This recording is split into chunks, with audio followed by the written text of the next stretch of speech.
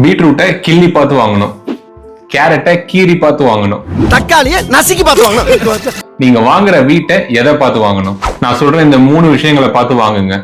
மூணாவதா, நீங்க அஃபோர்டபுளா வீடு வாங்கக்கூடிய, ஃபியூச்சர்ல நல்ல டெவலப்மெண்ட் இருக்கக்கூடிய 7 லொகேஷன் சொல்றேன். வீடு வாங்கணும்னு நினைக்கிறவங்களோட ஃப்ரெண்ட்ஸுக்கு இந்த வீடியோவை ஷேர் பண்ணுங்க.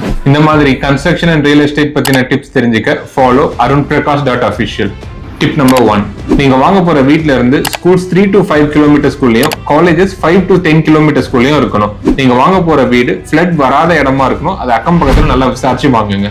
Tip number 2, grocery, super market, emergency hospital இல்லனா ஒரு nursing clinic, bus stand and railway station நீங்க வாங்க போற வீட்ல இருந்து ஈஸி ஆக்சசபிளா இருக்கணும். டிப் நம்பர் 3, சென்னைக்கு மிக அருகில்னு சென்னையில இருந்து 40-50 கிலோமீட்டர் தள்ளி வீடு வாங்காம ஃபியூச்சர் டெவலப்மெண்ட்ஸ் எங்க இருக்குன்னு யோசிச்சு வீடு வாங்கணும்.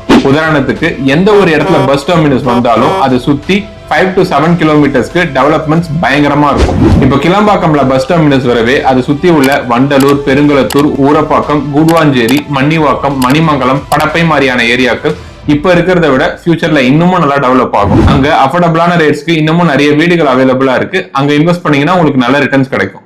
என்ன இவ்வளவு விஷயத்தை சொல்றீங்களே, யாருன்னு நீங்க?